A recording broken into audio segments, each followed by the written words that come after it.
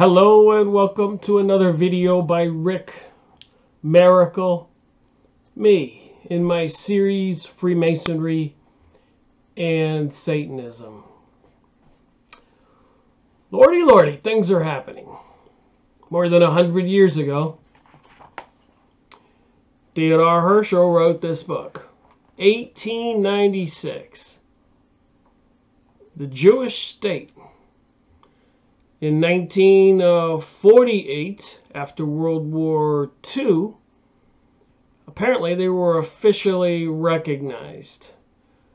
But they were busy way before that in obtaining their goal, buying land, moving people there illegally to the Jerusalem area, Palestine, the Middle East. So they've been working at it for many years. And here we are today, 2019, February 21st, Thursday. I was looking at the one of my research press releases. Breaking, Israel. Latest news, biblical perspective. The Sanhedrin invites 70 nations to Hanukkah dedication of altar for the third temple.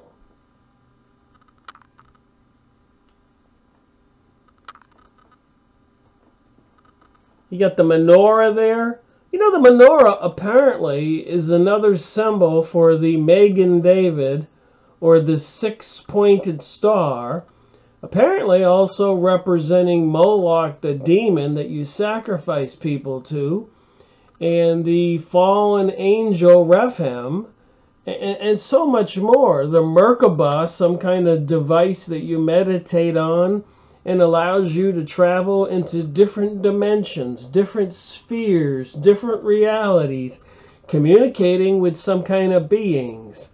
But anyways, here on November 29th, 2018, the Sanhedrin, the religious governing body of the Jews worldwide, invites 70 nations to Hanukkah dedication of the altar for the third temple. So apparently they are preparing to actually have a temple. And you might say, well, what does that mean, Rick? What do I care? Well, apparently it's part of biblical prophecy. When all that comes about, then there's a third world war and Armageddon, the apocalypse, destruction for the entire planet. You might want to be interested in that there are some people that actually want to bring that about. And I ponder these things. I think about it. Why? And I have a couple plausible explanations. Let me just read a paragraph or so from this recent press release that they're getting ready to dedicate the altar. So what is the altar? I think they sacrifice animals on the altar. And not to be crude or rude, but if you go on to jpost.com, the popular Jewish newspaper like the New York Times or the Washington Post, jpost.com, and read some of the press releases where apparently, Jewish people worldwide read the jpost.com. But if you read the press releases and you then go down into the comment section, where the Jewish people make comments, and probably other people, you will see that they often call the non-Jews, we people all over the world, goy or goyim, means cattle. And dedicating the author is to sacrifice animals, cattle. And they call us cattle. So I know there's been accusations about human sacrifice, even recently in the news, and accusations about child sacrifice. So people don't know what to believe. I would pray and hope that these people aren't sacrificing children, and they're planning on rebuilding King Solomon's temple. And according to the research which I shared in this particular series, 252, this will be part 7. 14 hours of material from this book so far. And it's not going to stop there, because I'm using it as a platform to show what they were planning. And then I'm trying to understand their religion, the Kabbalah. And I've showed documents here, and I'll be looking at it again, that Kabbalah is Judaism. Even says that in the Encyclopedia Judaica, published in 1972 or 3 in English in Israel, Jerusalem.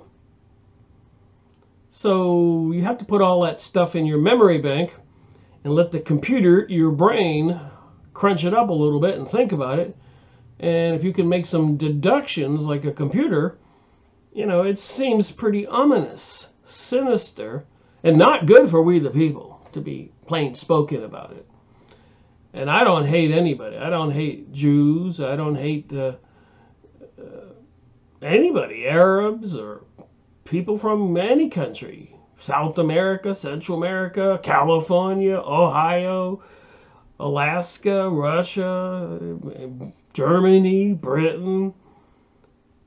But I can say that I'm probably not a big fan of fallen angels. I mean, they were fallen and they were cast out of heaven.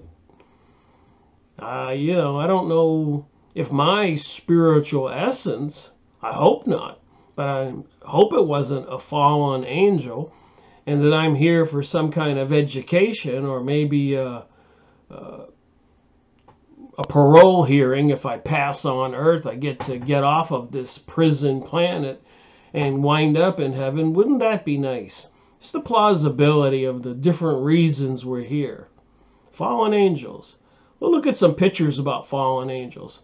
I have to read from this book, continuing about the planning to move the Jews from all over the world into the Palestine area, apparently, which is greater than that, from the Iraqi Euphrates to the Egyptian Nile, a huge area. If you go look up the maps for Greater Israel, I've showed them. So they're dedicating the altar, and what do you use an altar for? Sacrifice of animals? Hopefully not humans, and there have been a lot of accusations about that. It's even too gruesome to think about or talk about. The Nasiant Sanhedrin released a declaration to 70 nations for Hanukkah to be read at a ceremony in Jerusalem on the last day of the holiday. The ceremony will include a consecration of a stone altar prepared for use in the third temple. So right now the Islamic holy temple is there, the Dome of the Rock. And they've been working very hard to get that piece of real estate. But of course, only recently have they been able to probably take control of Jerusalem with the declaration by President Donald Trump that the United States recognizes Jerusalem as the capital of Israel, and we're moving our embassy from Tel Aviv to Israel, to Jerusalem. And apparently, I continue to do research, many other countries are recognizing Jerusalem as the capital of Israel and moving their embassies from other areas to Jerusalem. So things are heating up, so to speak, closing in on the goal of rebuilding King Solomon's temple. The dedication is intended as an invitation to nations to participate in the temple and to receive its blessings. Well, all the other things that have happened in the world, they're going to give us the blessings. I believe in the New Testament, the teachings and the story of Jesus. And apparently Jesus said, if you believe in me, you will be saved. So if there is something to be saved from, and apparently there is, believing in Jesus will get you saved when you leave this planet, which is, to me, kind of important. Like I said, my spiritual essence, where did it come from? I watch a lot of those channelers, and like Barbara Marciniak channeling the Palladians, and Nancy Leader channeling the Vedas, and so many others. And they say, my spirit is in this human body on earth, but really I'm from the Pleiades. Another one says I'm from Arctoria, however you say it. Another one maybe Andromeda. Another one from the Orion Belt. That's where their spirit came from, and then they were incarnated on earth as a human. So are there fallen angels here on earth incarnated into human bodies? And apparently even Rabbi Marvin Antelman, I made a couple book reviews on his book, To Eliminate the Opate. Of course, the opate would be the comfort of believing in God and Jesus. They want to eliminate the opate. And in that, Rabbi Marvin Antelman, leader of the Jewish Congress of the United States, that's a pretty high position, leader of the Jewish Congress of the United States, Rabbi Marvin Antelman, said that in Hitler's diary, there was an event that happened, that they had one of those rituals, the cult. And remember, they were into the cult of the Vril Society, the Thule Society. They were into the occult. Everybody knows that. And they sacrificed a young kidnapped gypsy man from Munich, Germany on an altar. On an altar! We're talking about an altar. Oops, my phone rang. But it gave me the opportunity to grab these two books. Rabbi Marvin Antelman, To Eliminate the Opate. Series 45 in my series, Freemasonry and Satanism. Go watch the videos, get the books. A lot of valuable information. Mr. Rabbi Marvin Antelman tells all. So apparently all Jews are not into this Zionism pursuit of a global world order and the destruction of Christianity. Not all Jews are. So I guess you could say I am not anti-Semite. I am not a big fan, or any kind of fan, of the so-called fallen angels. So they sacrifice people for energy, for control, for some kind of payment to the invisible beings to accomplish things, take over countries, win wars. And this is all in the Bible. I'm not making this up. But I did go look at some pictures on Yahoo image site about fallen angels.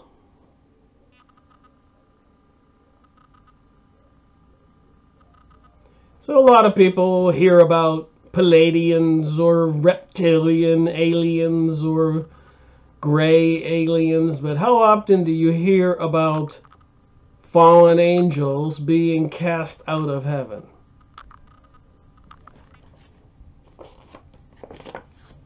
And on the Yahoo image site, these pictures of angels falling from heaven, being cast out.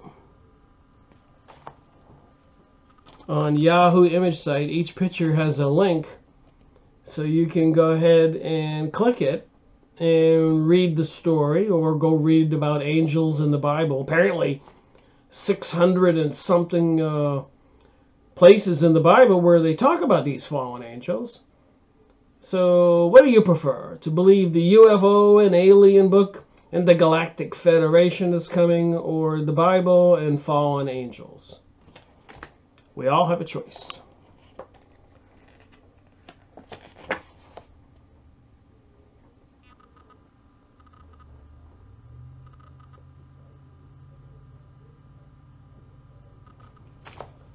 If pictures tell us 1,000 words, what is this telling us?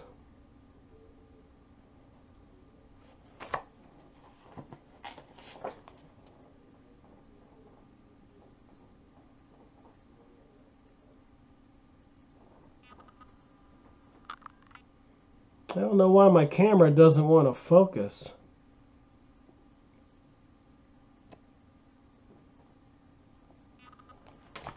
Must be some kind of glare. I have to change the light in this room.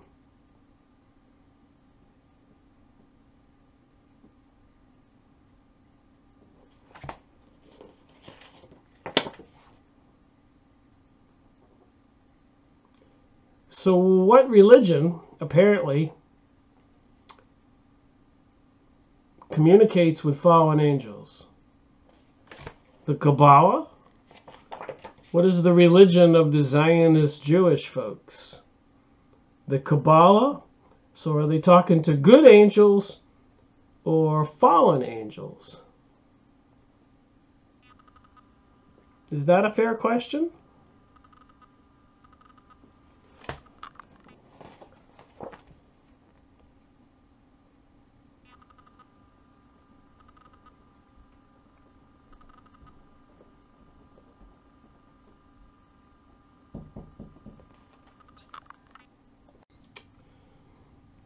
So we'll be looking at those pictures again. There's a couple places that I want to use them when I talk about certain things. But fallen angels mentioned over 600 times in the Bible. The Kabbalah, apparently the religion of Judaism. I've gone over the material. And preparations to build King Solomon's temple the third time, even recent meetings where they're inviting the heads of governments all over the world to consecrate of a stone altar pledged for use in the third temple. So we can say that they're probably serious. So I wanted to continue reading from this book about Israel and apparently about some secret passage of Noahide laws for the particular religion they belong to with their particular deity. Some try to associate the Islamic religion with the Christian religion, with the Judaism religion.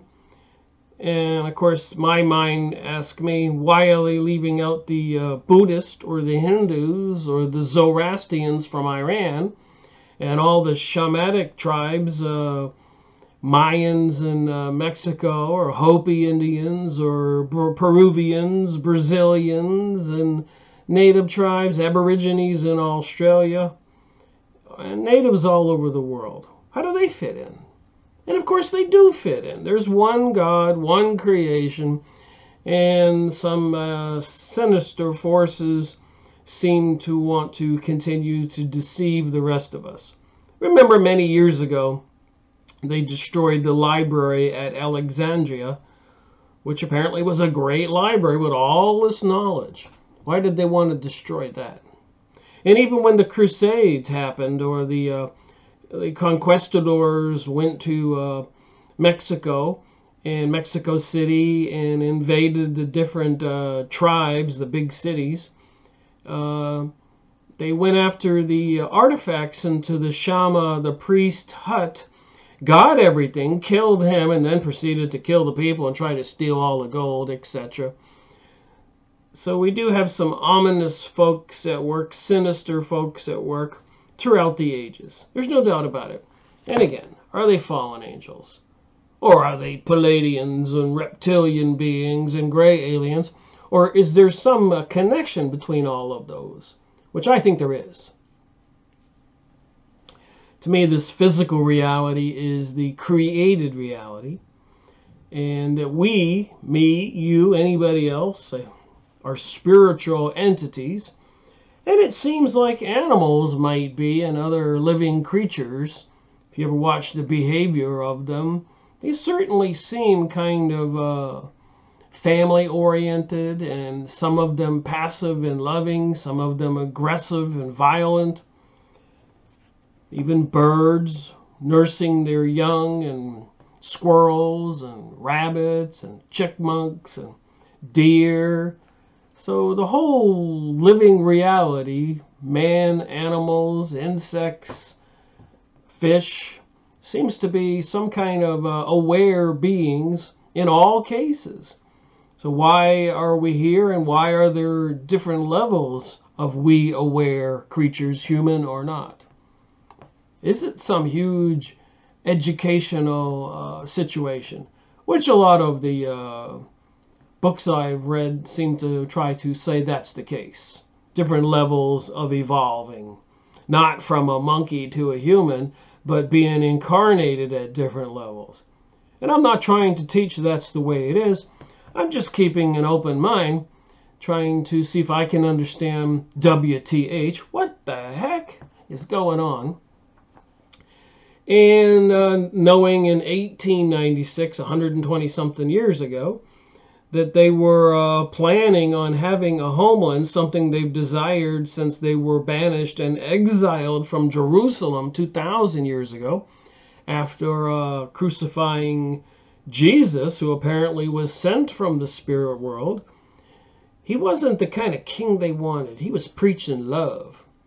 They wanted a warrior king to help them battle and kill and defeat all of their enemies. They've been wanting this for a couple thousand years, and they've been accomplishing it in many cases. But, you know, century or millennium after century, 100 years, 200 years, 1,000 years, they would wear out their welcome in particular countries and be banished and exiled, massacred, persecuted, prosecuted. And where are we today? It looks like they've got a good grip on controlling the world. What do you think? Is that true or is that false? And if you say it's true or even talk about it, they accuse people of being an anti-Semite. Interestingly enough, I have some printed out documents, but apparently the Labour Party in Britain, like our Democratic Party here in the United States, the Labour Party is being accused of being anti-Semitic in the news, in Britain, in the world. And crazy enough, in the United States, in the news, in the press, on TV, the Democratic Party is accused of being anti-Semitic, opposing the things that Israel is doing. The world Jewish people, the banksters, the Illuminati, the secret societies, the Sanhedrin. A lot of people are waking up and saying to themselves, this doesn't make sense.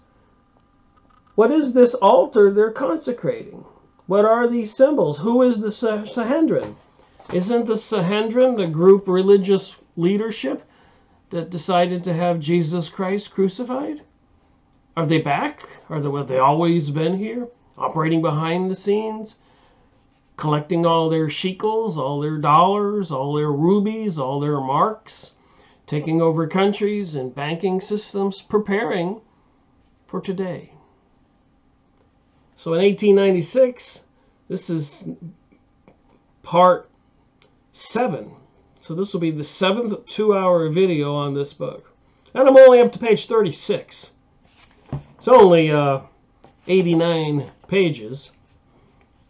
So if you extrapolate the math there, I might wind up with 15 or 20 2-hour videos on this book, because I am combining a couple pages of the plans to bring about this new state of Israel. Apparently supposed to be the location from where the Jewish people, Kabbalists if you want to call them that, or maybe you can call them a Satanist like the Bible does in Revelation 2.9 and 3.9, the banksters, the Illuminati, and their sub-organizations like Rosicrucians and Freemasons, etc. And I have the information. And I do have an open mind, and I'm looking for information that would tell me otherwise. So if you send a comment, be courteous about it and tell me why you think I'm wrong, and I'll answer it and look into it. But it doesn't seem like I'm way off base here. Now, if I read these pages, decide for yourself. 1896, page 36. So they're planning for the facilities and the immigration of Jewish people from all over the world into the Middle East, into Palestine. And according to some pictures and some other details and research, something called a Greater Israel, the size of half the size of the United States, maybe larger, all of North Africa and all the way up to Turkey, and destroying Iran, maybe the size of the United States. And apparently, it's going to control the whole world. And this has been said, and pictures have been drawn, creations, artwork about this with an octopus grappling the whole planet, or a spider in its webs. They've had pictures like this and drawings for hundreds of years. So it's certainly not me.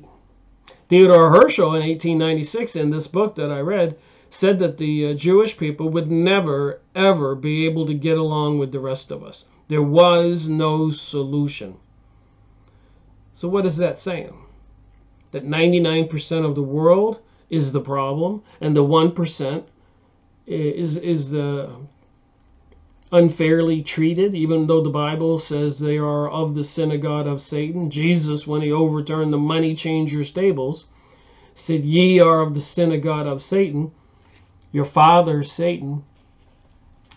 So we need to keep in our back of our minds that there is a religious component to this, and they are consecrating the altar and preparing to build the temple, even with that coin with Donald Trump's head on it, and King Cyrus, the last king who helped the Jews rebuild a temple, the second temple.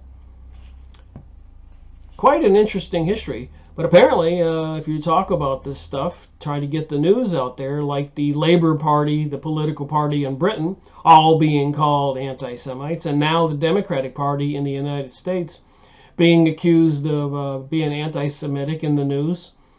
And it's going to be their downfall, according to one rabbi I was watching this morning on one of Adam Green's videos, No More News. So we have to, I guess, come to grips with this and try to decide, are we in clear and present danger of this oncoming train, the global world order, a worldwide revolution? Maybe if they can't get it the way they want it, maybe they'll bring about a nuclear holocaust or some kind of plague, or crash the stock market and punish the world, which they've done before. Unskilled labor. So they're going to build houses over there in the Middle East and get people from all over the world to move back to the Middle East, Palestine area. And the movement is called the Aliyah movement. I've showed pictures about the Aliyah movement. So here it goes. Our unskilled laborers who will come at first from the great reservoirs of Russia and Romania. So they're going to be pulling all the Jewish people from Russia, from the north, and the northwest, Romania, and of course they had to cause all that anti-Semitism in Germany and Austria and all the other countries, make it uncomfortable for them so that they will kind of move along as the plan is in this book. Much, of course, render each other assistance in the construction of houses. 1896, this book. This is the plan. Before World War I, World War II. So World War I and World War II, in my mind, my research, was a necessity to bring this about. 9/11 was an acceleration of the plan. Things are just taking too much time. Like the destruction of Syria. Syria didn't fall like Iraq or Afghanistan and Tunisia and the Ukraine and Egypt and all these other countries. They're just being a little bit resistant. And it may be because they have Iran trying to prop them up and support them, and creating a conflict between the United States and Russia. A lot of it, I think, fabricated to bring about other goals, keeping the rest of us deceived, distracted. All right, so they're going to build houses over there, pulling the people from Russia and Romania. They will be obliged to build with wood in the beginning because iron will not be immediately available. Later on, the original inadequate makeshift buildings will be replaced by superior dwellings. Our unskilled laborers will first mutually erect those shelters, and then they will earn their houses as permanent possessions by means of their work. not immediately, but after 3 years of good conduct. In this way, we shall secure energetic and able men, and these men will be practically trained for life by 3 years of labor under good discipline. So they're going to bring all these people down from Russia and Romania and all those areas. And if they work hard for 3 years and behave, they will be given their houses. I said before that the company would not have to pay these unskilled laborers. What will they live on? So they're not going to be paid. On the whole, I am opposed to the truck system, the practice of paying workmen's wages in goods instead of money. So apparently that's some kind of barter system. Instead of paying them money, you supply all the food and water and housing they need to live in, electricity and fuel. But it will have to be applied in the case of the first settlers. The company provides for them in so many ways that it may take charge of their maintenance. In any case, the truck system will be enforced only during the first few years, and it will benefit the workmen by preventing their being exploited by small traders, landlords, etc.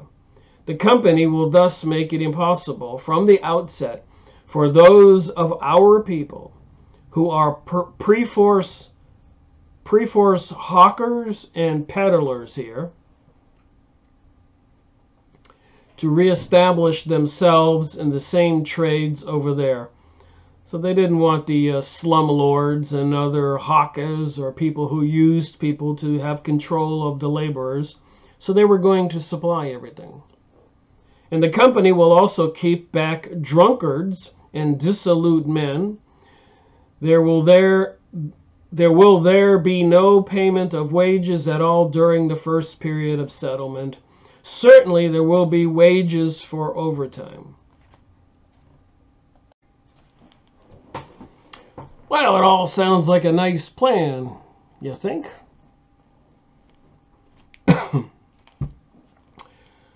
So they're talking about a 7-hour day. This does not imply that woodcutting, digging, stone breaking, and 100 other daily tasks should only be performed during 7 hours. Indeed not. There will be 14 hours of labor, work being done in shifts of 3.5 hours. The organization of all this will be military in character. So it looks like it's going to start out as a kind of a military operation in 1896. There will be commands, promotions, and pensions. The means by which these pensions are provided being explained further on.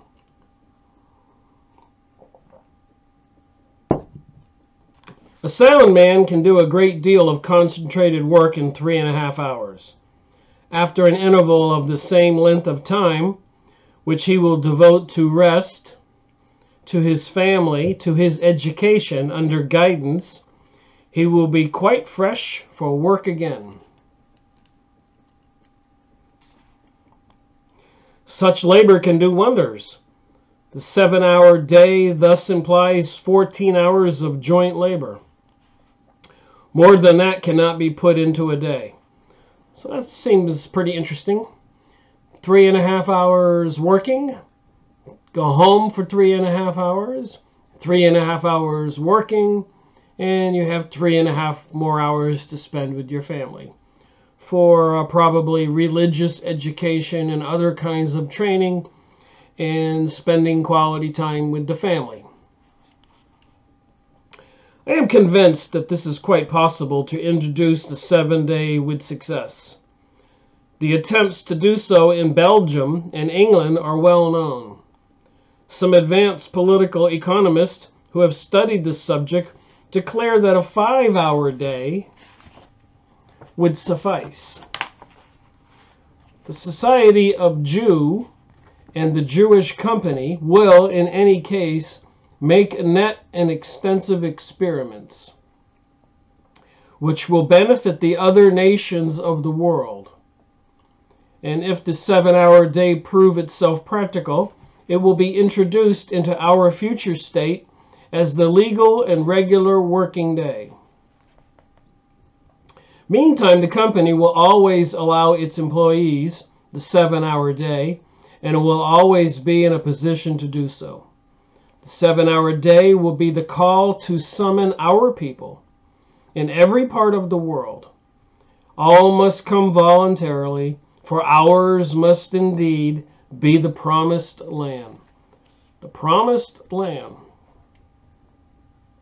Whoever works longer than 7 hours receives his additional pay for overtime in cash.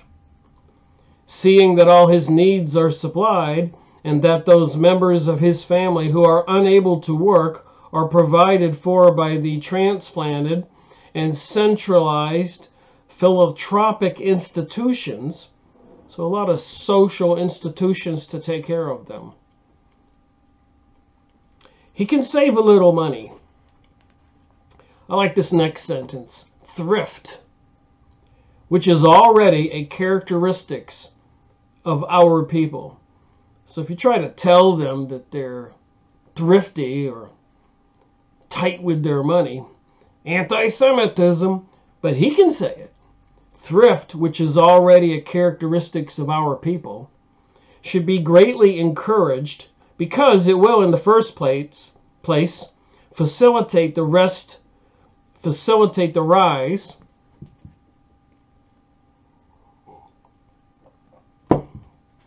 of individuals to higher grades, and secondly, the money saved will provide an immense reserve fund for future loans. So it's all about money. Overtime will only be permitted on a doctor's certificate and must not exceed 3 hours, for our men will crowd to work in the new country, and the world will see them what an industrial people we are. The world will see then what an industrial people we are. I shall not describe the mode of carrying out the truck system, nor in fact the innumerable details of any process, for fear of confusing my readers. Women will not be allowed to perform any arduous labor, nor to work overtime.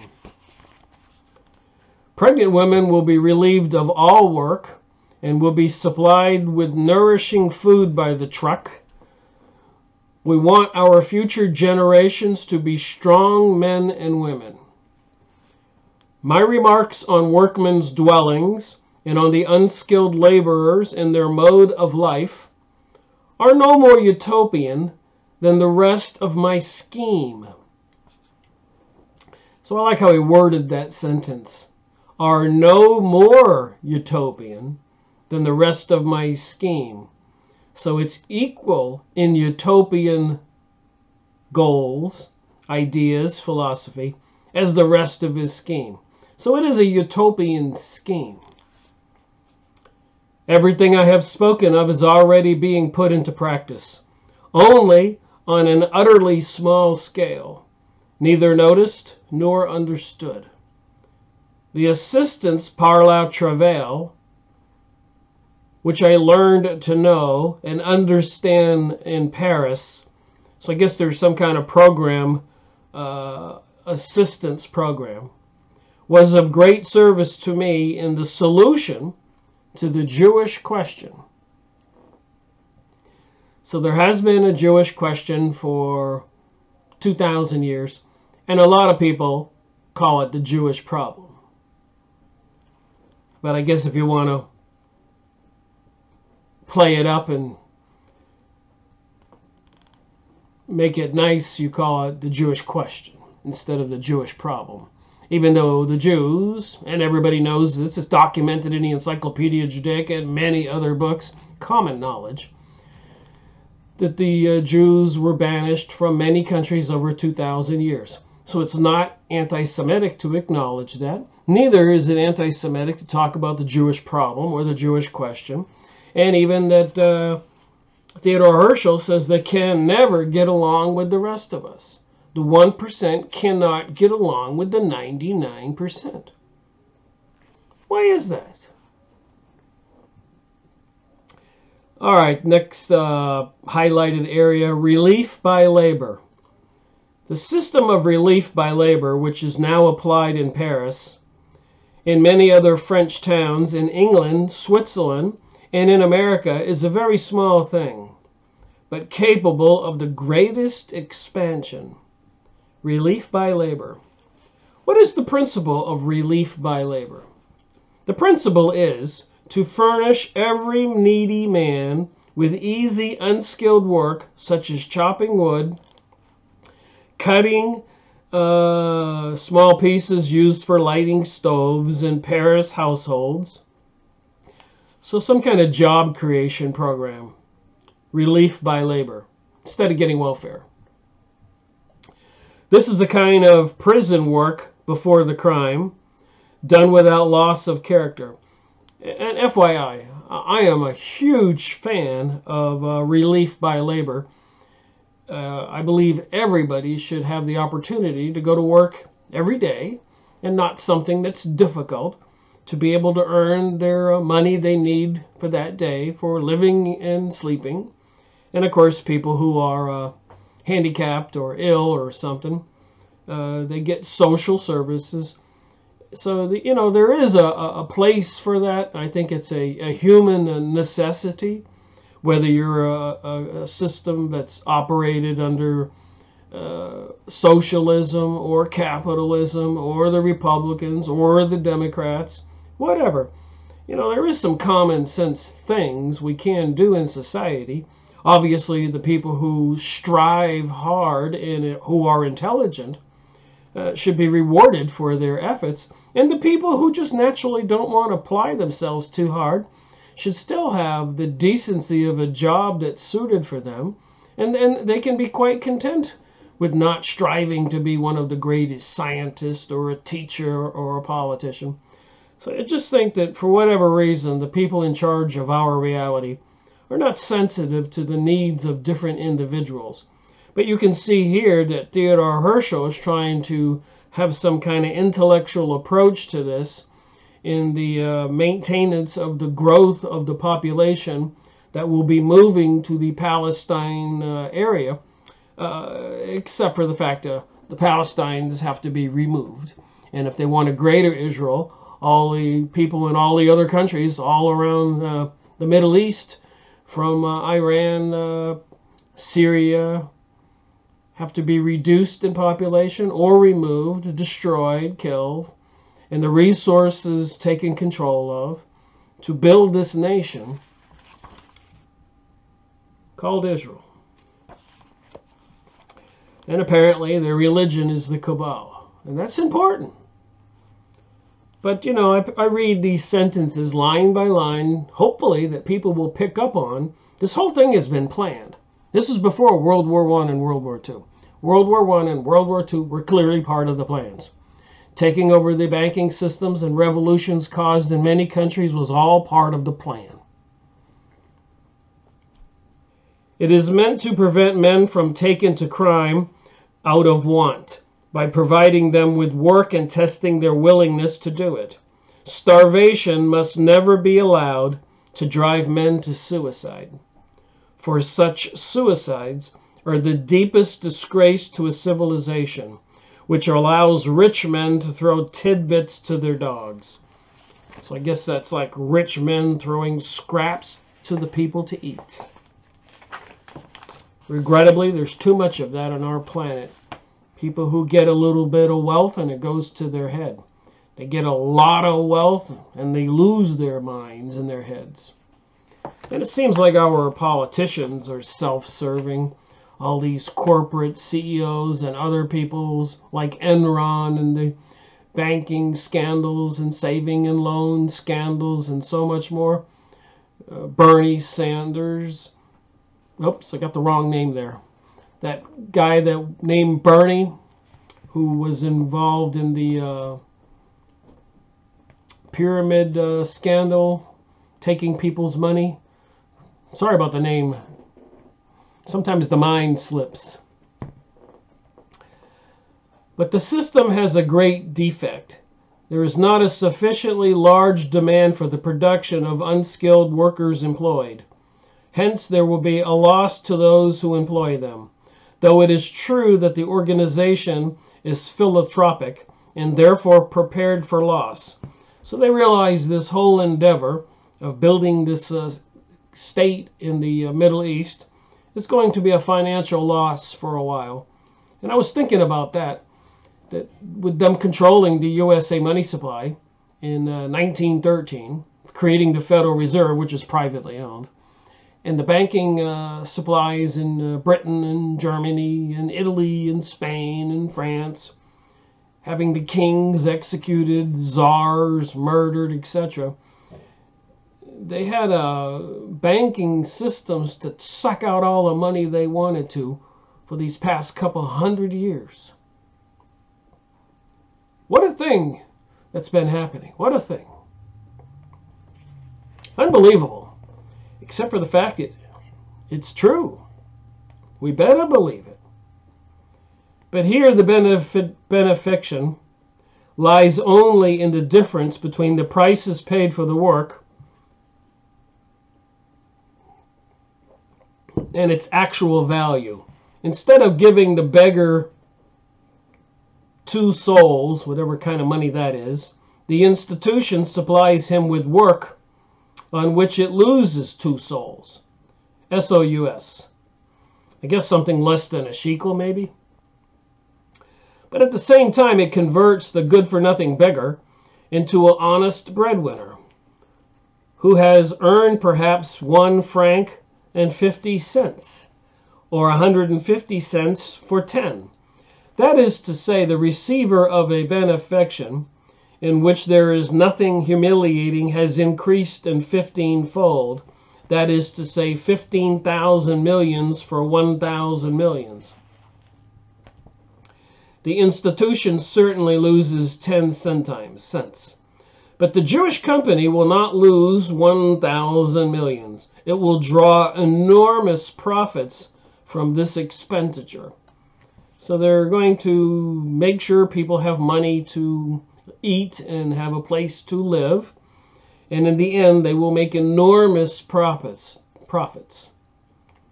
There is a moral side also. The small system of relief by labor which exists now preserves rectitude through industry till such times as the man who is out of work finds a post suitable to his capacities, either in his calling or a new one. So by this relief system, people can be trained or survive until they find a job. And that makes sense, of course. He is allowed a few hours daily for the purpose for looking for a place, in which task the institution shall assist him. And regrettably, here in America and probably in other places in the world, during these difficult financial times for some people, i.e. rising prices, a loaf of bread can cost you $5, and everything is going way up. Rents, usually you could rent a modest apartment for $600 or $500. Now it's $1,000 or $1,500 or more. 100. And if somebody's making low wages, young people have to live 3 or 4 people to a house to be able to survive. So unless you wind up with a high-paying job these days in this new economic system with inflated prices, and it doesn't look like it's going to stop, things are going to get more difficult for the lower classes of people, and the middle class is disappearing. And I suspect they're all not moving into the wealthy class. So the poorer classes will increase here in America, Europe, and probably the world.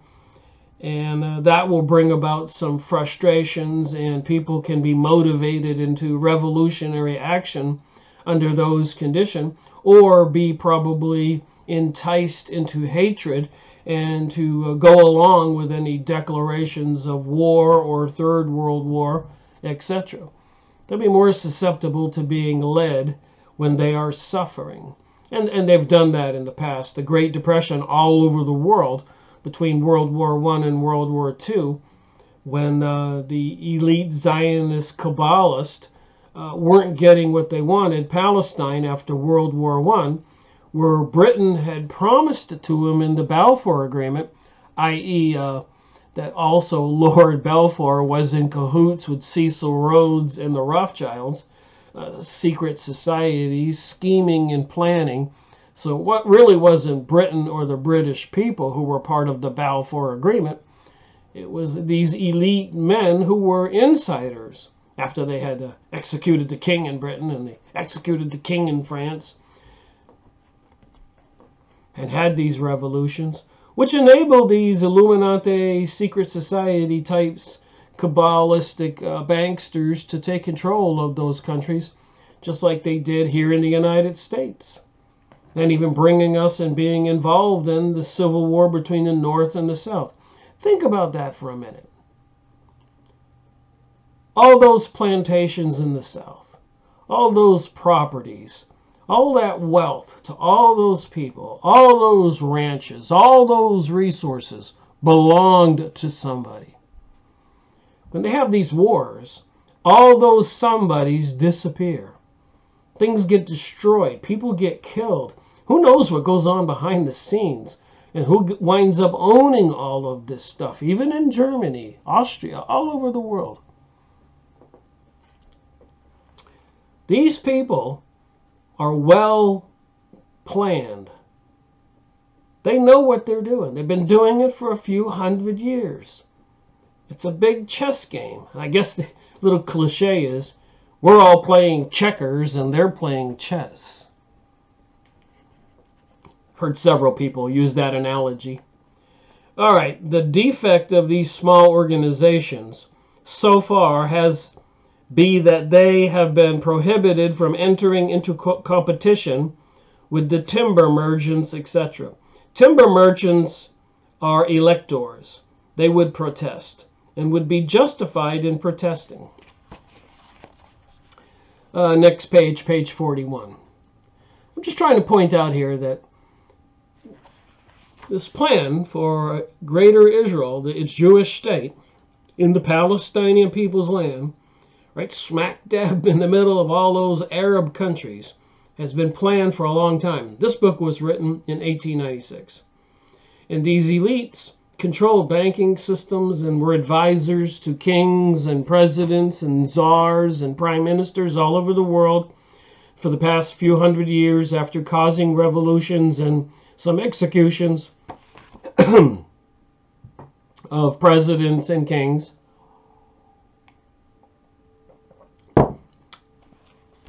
They've been working at this for quite a while, and apparently they have secret societies, all kinds of facilities and lodges and temples. And the rest of us, generally speaking, were oblivious. We believed the newspapers and the radios and the TV programming.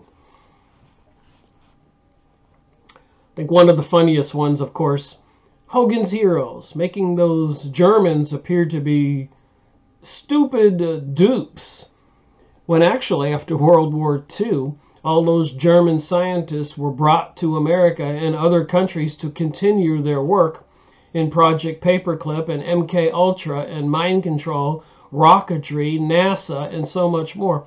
They were anything but stupid. But it's all mass psychology, all social conditioning. And then they don't want you to believe in magic, so they bring us Bewitched, or the jinn in the Middle East, the genies. So they bring us I Dream of Jeannie, and then the Monsters, and so many other shows ridiculing all of this. The Addams Family and other programming. They knew, I keep saying this, they knew and they know what they were doing and what they are doing now. Now it's being done on a more sophisticated level, a more technological level. Mesmerization, flat screen TVs, flicker rates, certain chemicals in the food and the drink and in the air, the sky spraying, radio frequencies, microwave frequencies, and all kinds of advanced technologies to kind of take control of our minds. They've been spending our monies from our banking systems, creating false flags and cold wars to be able to put this puzzle together, this huge system that they're using against us. It's as planned as this was here, the state of Israel. Looks like they're this close to bringing us this global world order. So the next page, Theodor Herzl, the state of Israel, is competition with state prison labor has all been forbidden, for the state must occupy and feed criminals. In fact, there is very little room in the old established society for the successful application of the system. Assistance par la travail, social assistance, but there is room in a new society. For above all, we require enormous numbers of unskilled laborers to do the first rough work of settlement, to lay down roads, plant trees, level the ground, construct railroads, telegraph installations, etc. All this will be carried out in accordance with a large and previous settled plan. Commerce, continuing on page 41. The labor carried to the new country will naturally create trade. The first markets will supply only the absolute necessities of life, cattle, grain, and working clothes, tools, and arms, to mention just a few things. These will be obliged at first to procure from neighboring states or from Europe. But we shall make ourselves independent as soon as possible. The Jewish entrepreneurs will soon realize the business prospects that the new country offers. So the Jewish entrepreneurs will soon realize the business prospects that the new country offers. So they're planning on a new country called Israel in 1896. So these poor Palestinian people and all these other Arabs all over the Middle East, in Iraq, and Syria, and Afghanistan, and Tunisia, and Libya, etc., etc., didn't see this coming. And they wrote the book in 1896. Guess they weren't kidding. They were killing, but they weren't kidding. The army of the company's officials will gradually introduce more refined requirements of life. Officials include officers of our defense forces, who will always form about a 10th part of our male colonists. So always a 10th portion of their population will be in the armed forces, the military. They will be sufficiently numerous to quell mutinies, for the majority of our colonists will be peaceably inclined. The refined requirements of life introduced by our officials in good positions will create a correspondingly improved market. Next page. Which will continue to better itself.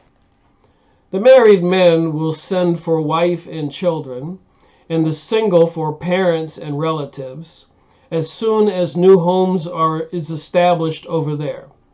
The Jews, that's what it says here, the Jews who immigrate to the United States always proceed in this fashion. And it's interesting he points that out in 1896. Because after World War I, around 1919,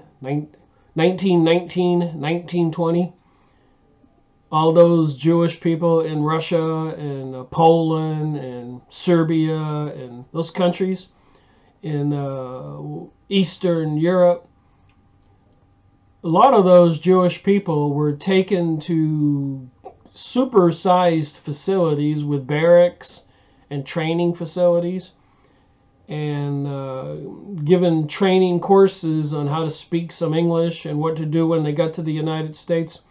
In other words, they were immigrating a lot of Jewish people into the USA after World War I. And they were acting very arrogant, and that's why Henry Ford, the automaker, bought a newspaper, the Dearborn Independent, and started publishing stories about what was going on and what was happening in the United States. But these Jews that were being trained in barracks and shipped to the United States after World War I were apparently being supplied with money and were buying up American businesses everywhere, and they were quite ruthless about it also. So it wasn't above them to have even people killed who wouldn't sell their business.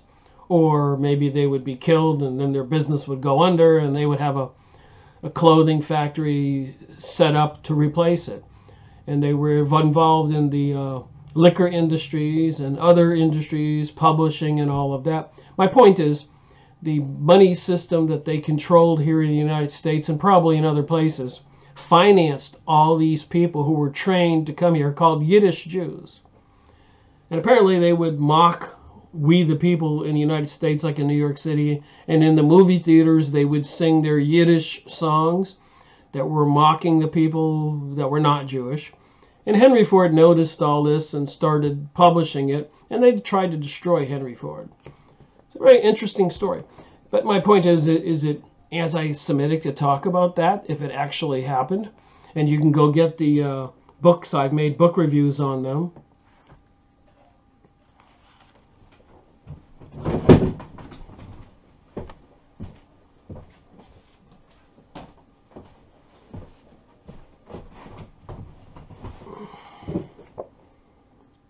Jewish Activities in the United States.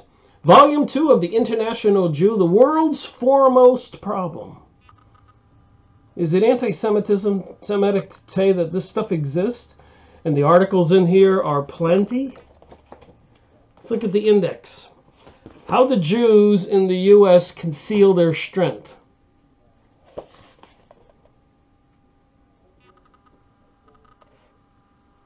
Jewish testimony on the Jews. Are Jews a nation?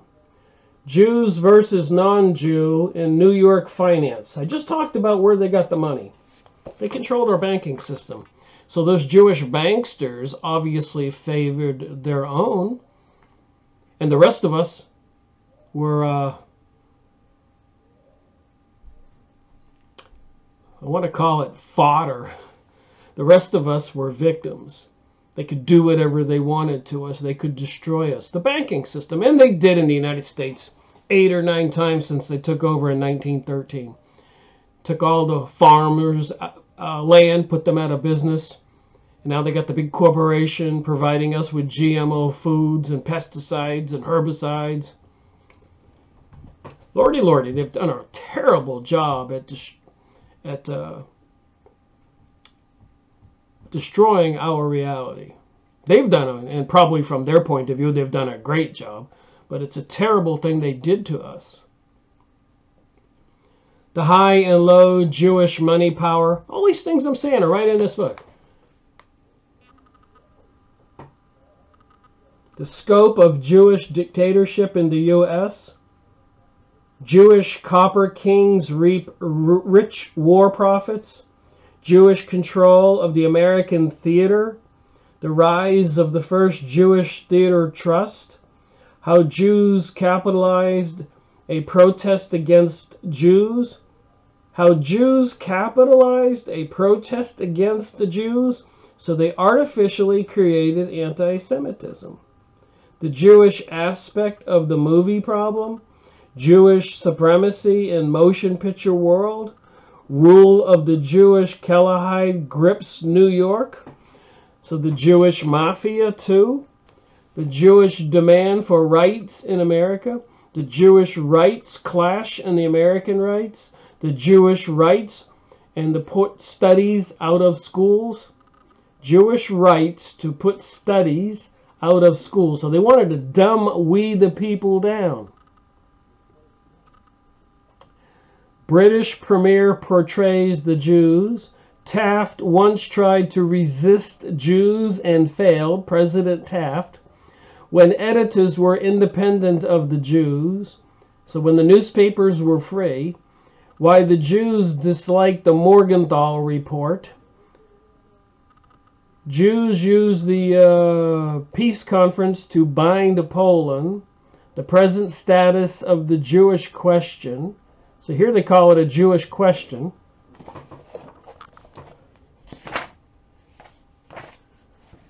So I made videos on this book, Volume 2, and I will be looking at these again, making more videos in the future. This is Volume 4, Aspects of Jewish Power in the United States, the world's foremost problem, the international Jew. Let's look at some of these. Remember, after World War I, they were intentionally being shipped into New York Harbor, immigrating into the United States. They were financed by the banking systems, and there was a plan. The Jewish people, 1%, wanted to take over control of the country, the 99%. And they were very aggressive at taking over businesses and everything else, destroying our society.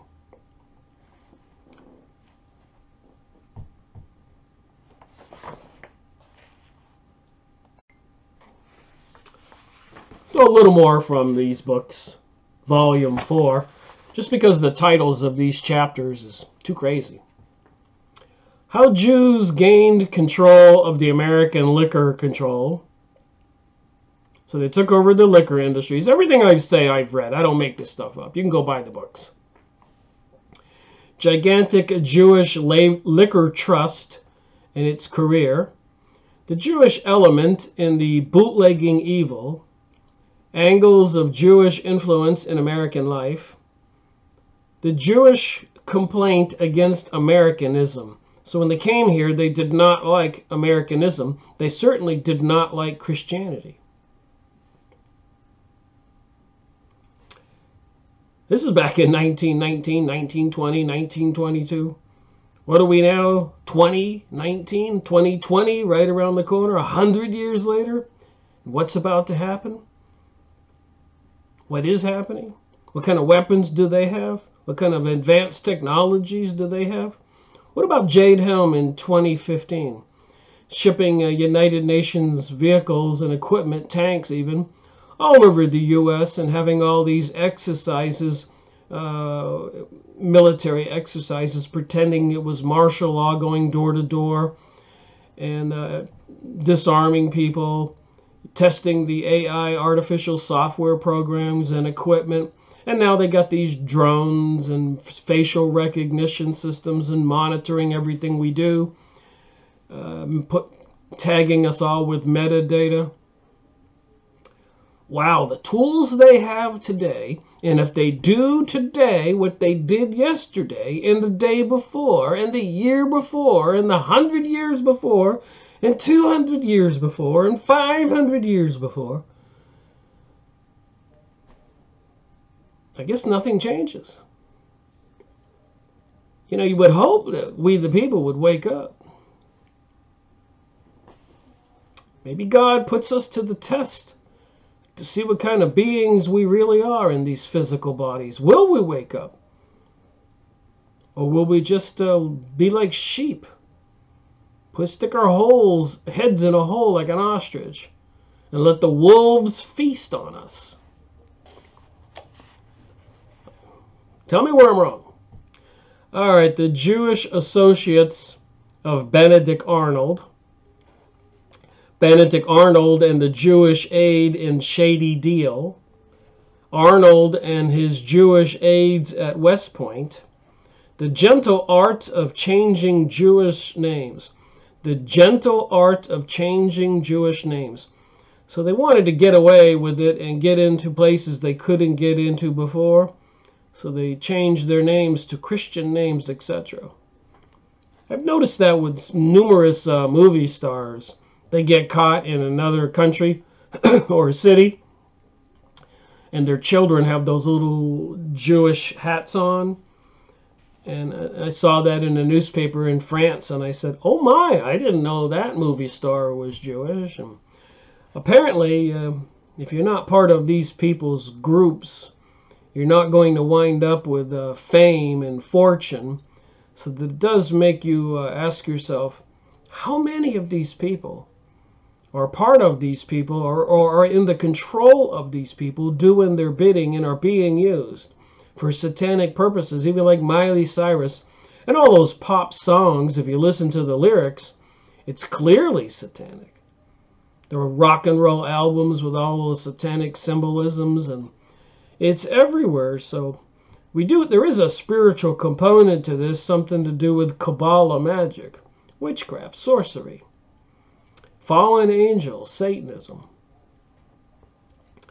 Jews see New York magistrates see them. No, Jews as New York magistrates see them. That'd be interesting to read what the Jewish police say about the Jewish citizens. Jews are silent. National voice is heard.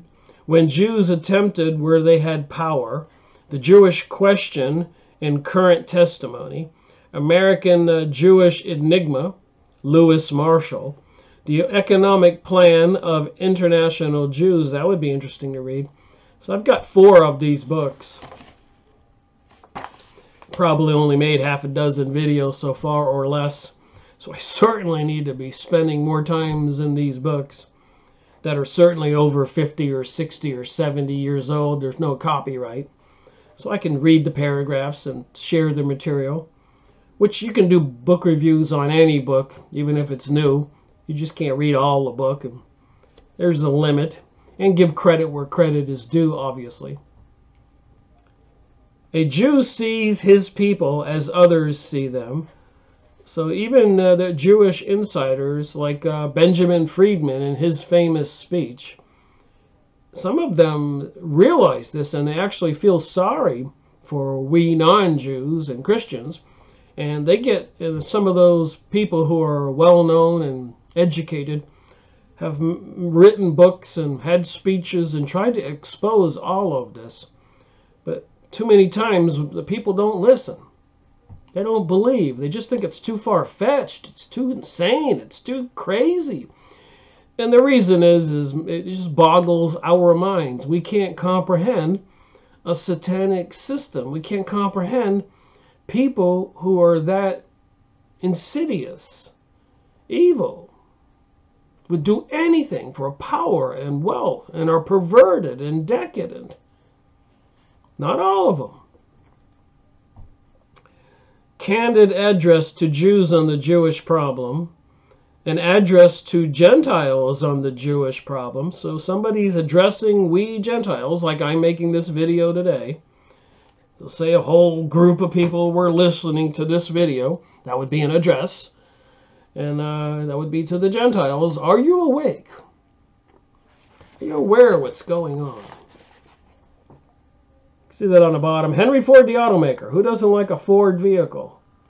Who isn't happy that we had Ford cars in the United States and the industrial age and the growth we've had? But where do they plan on taking us? So let me look at this book here a little bit more. And then move on to another book. The Jews who immigrate to the United States always proceed in this fashion. So when they were bringing Jewish people to the United States from those barracks all over Europe after World War I, once they got settled in this country with the financiers taking care of them, helping them to acquire companies here, then they would send for their families, and slowly, they took over the businesses, the education system, the political system, and everything else. Thank you very much. Not thankful they did that. I think it's horrible. As soon as one of them has daily bread and a roof over his head, he sends for his family, for family ties are strong among us. The Society of Jews and the Jewish Company will unite in caring for and strengthening the family still more, not only morally but materially also. The officials will receive additional pay on marriage and on birth of children, for we need all who are there and all will who follow. So they want to pay people to have children. Now think about this. Right now, and for the past 50 years, 60 years, I've got the books, I've gone over them. The Population Bomb or The Limits to Growth. I've made book reviews on those books. They're obsessed with there's too many of us. Now think about that. But in the meantime, they want to increase their numbers, their population. So they want to increase theirs, and they want to decrease ours. Ours is way up here, they're way down here. They want to increase, and they want this to happen. So they plan on, apparently, according to many videos and people, they want to reduce our population by 80, 90%. Like it says on the Georgia USA Guidestones, apparently put there by the Rosicrucians, the sister organizations of the Freemason. They want to have 500 million people worldwide. So them and enough alive to be workers and slaves, apparently, according to plenty of books, the Protocols of Zion, the Jewish Utopia, and many other books. In this book, they have plans. Biblical prophecy, these antichrist individuals rising, and the destruction of Christianity. And remember, we're spiritual beings. So it really doesn't matter what they do, but it matters how we react. When we leave this planet, we can wind up in the sphere above in heaven, or we can wind up in the underworld. And who knows what Earth really is, like some middle ground right now. And we're here for some kind of education or identification to see what kind of people we are. If people are ever curious about, why are we here? Why is all this happening? Obviously, there's a purpose to it. And obviously, there's a story to it. So obviously, we should be and consider ourselves intelligent beings and be able to stand up and be men and women and make choices and say no to things. We don't have to fall for the drugs and the perversions and all this anti-family value teachings. We don't have to buy it. And how do you get people to wake up and see what they see and hear what they hear and not act like sheeple? All right, so we've clearly seen there's a plan. They've taken over the USA money supply in 1913. About this time, 1896, they were having other activities all over the world, trying to get the Palestinian people's land. The Sultan in Turkey, the Ottoman Empire, would not allow them. 1896. And apparently they had a lot of goings-on in the United States and in Britain and in France and in Germany. So they had to bring the world to World War I to get to the destruction of Turkey, the Ottoman Empire. And apparently between World War I and World War II, they didn't get what they wanted, so they had to have World War II. And a lot was going on in between the two wars, immigrating a lot of people, taking over businesses all over the United States, ridiculing the people, probably a lot of crazy goings on all over the world. And after World War II, bringing us the Vietnam War and other wars and drugs into America, destroying our society as we knew it and mind controlling the people, so that the people were willing accomplices to their own destruction. They allowed themselves to be manipulated. The people in control of the media and everything else, the education, the banking systems, they're very smart people. They have a religion. And apparently it involves a six-pointed star. And apparently, according to documents I've been going over, Kabbalism is Judaism. Kabbalah is the soul of Judaism, according to the Chabad. I read from their material. I'm reading from their hero's book. I'm reading from Henry Ford's newspaper. They put it in these 4 books. You can go find them online. And many other books. And I'm seeing with my eyes. I'm listening with my ears. I'm seeing crazy things are happening in our society.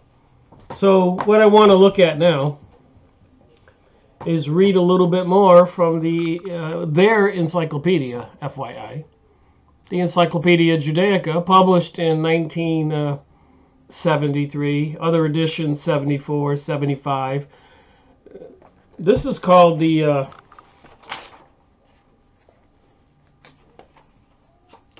Keter edition.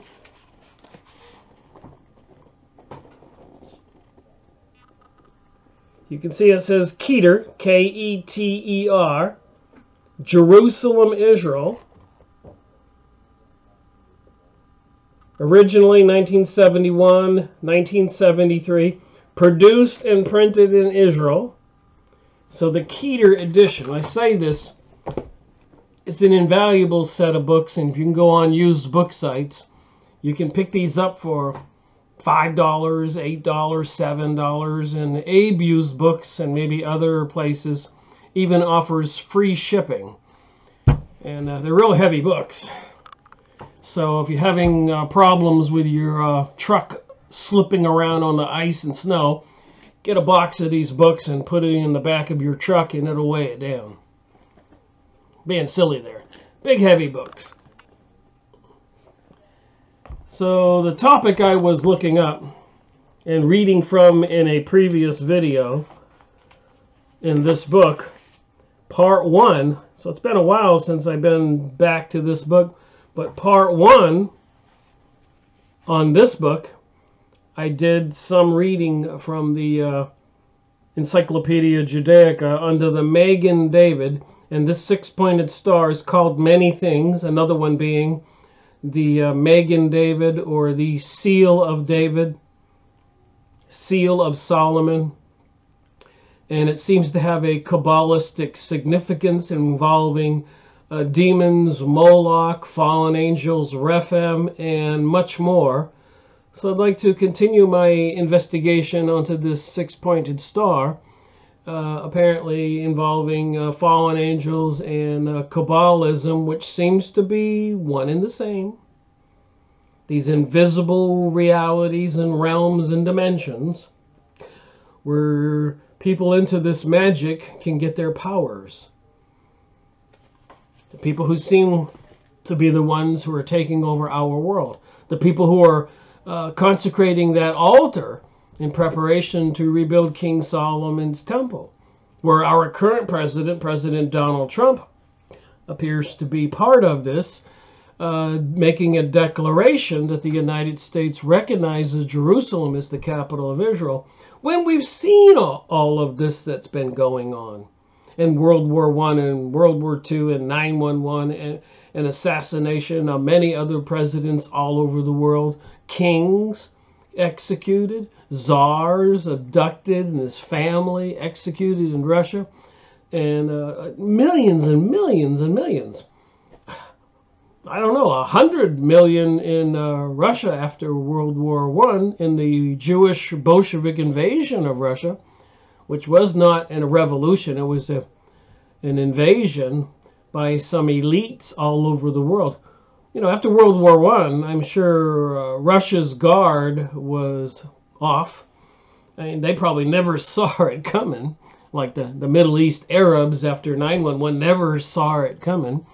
Like we people in the United States never saw World War I or World War II and all that death coming, and Vietnam War and North Korea and all these other things they've been doing. It does seem that it involves this six-pointed star. So, I'm going to read from this book, the Encyclopedia Judaica, from the Magen David, and this will be the second reading from this book in this 252 series, Freemasonry and Satanism. And I have other documents and books I'm reading during these videos. So it seems to be about half and half. I read from the book, and then I like to take a look at what's on the cover of the book, and when they mention their historic religion in the book, I like to go look into that, because I don't think you can separate the two. Does it make sense? All right, so page 687, Magen David, the shield of David, the hexagram, the six-pointed star, formed by two equilateral triangles which have the same center and are placed in opposite directions. Did you know it came from the Kabbalah and those symbolisms? All this New Age material. The pyramid on the dollar bill with the all-seeing eye. All connected. I've been going over that. I have more material. All right. So it says here, in many medieval Hebrew manuscripts, elaborate designs of the hexagram are to be found without its being given any name. So in many medieval Hebrew manuscripts, they use the six-pointed star, the hexagram. From the 13th century onward, it was found in Hebrew Bible manuscripts are written in the form of hexagram. Sometimes it is simply used in a more or less elaborate form of an ornament. It's on the flag. Moving on down here. And you know what I usually do. I read and I highlight.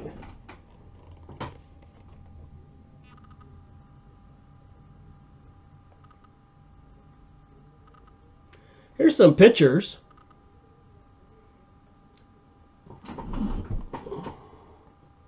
Some of the historic buildings with the Magen David, the seal of Solomon, the seal of David. Looks like some kind of throne here.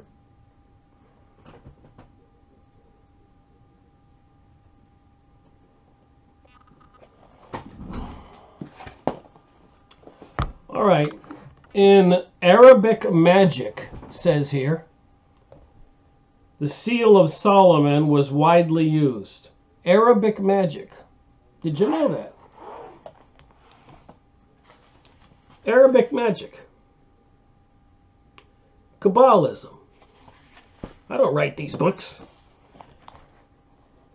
Was widely used, but at first its use in Jewish circles was restricted to the relatively rare cases. Even then, the hexagram and pentagram, the five-pointed star. So I learned this stuff little bit by little bit. The five-pointed star and the six-pointed star are used interchangeably. And I did think it through. I think the symbols, when you talk about fallen angels,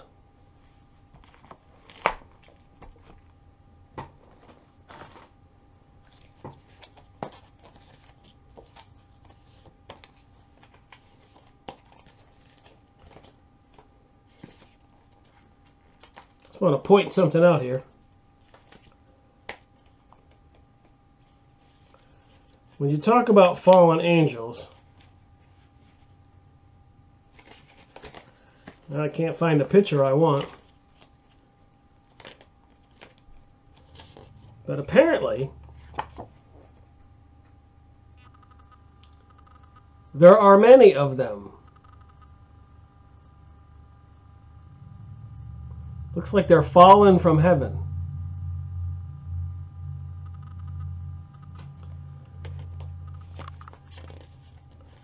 So in the Bible, it mentions legions.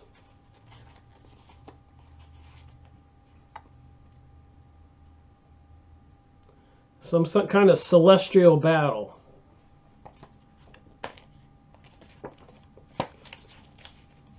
So apparently, my point is, five-pointed star, six-pointed star, seven-pointed star, eight-pointed star. It seems reasonable to me that they stand for different angels, fallen angels, symbols. And if you meditate on these things, these objects, you can, I guess, summon them. And under circumstances, if you have their names and certain incantations, mantras, evocations, sayings, symbols, you can control these fallen angels, demons, whatever you want to call them. So I'm trying to put it together in my mind. Slowly, slowly, slowly, it comes up. Seems to make sense. So the hexagram and the pentagram were easily interchangeable, and the name was applied to both figures. So as a talisman, talisman is a little metal thing you wear on your clothes or something, or around your neck, an amulet. And apparently, if it has the right kind of symbols on it, the six-pointed star, etc., it provided you with protection or magical capabilities. And it says that here. As a talisman, it was common in many magical versions of the mezua, which was widespread in the 10th and 14th centuries. So I did look that up, and apparently they didn't have to have it on a little star. They had these little pieces of wood or metal about this long, thicker than a pencil, and they would have symbols and inscriptions on it, like the hieroglyphics on the Egyptian pyramids and temples, and you would hang it on your door. Mezuzah. So if you go to a Jewish person's house, you'll see this little mezuzah on their door, and it protects them, or it's some kind of magic. And if you go into the house, they have different ones in the different bedroom doors or the bathroom door. Magical versions of the mezuzah, which were widely used between the 10th and 14th centuries. Frequently, the magical additions to the traditional text of the mezuzah contained samples of the hexagram, sometimes as many as 12. In magical Hebrew manuscripts of the later Middle Ages, the hexagram was used for certain amulets, among which one was putting out fires. So you could use these magic amulets, these talisman, the power of it to put out a fire. And again, this book was published in Jerusalem, and it is the Theodor edition. And I mentioned that if you go on used book sites and you try to get these encyclopedias, there's if you want to have a collection of the encyclopedias, let's say there's 16 of them, and you pick them up for $5 or $10 each, it's a low price to pay for this kind of knowledge and all the pictures inside and information. But if you pick the 71 edition, 72, 73, 74, 75, you're going to get the same encyclopedia set. And if you buy the Macmillan edition, you're going to get the ones published in New York City, and they're a different look book.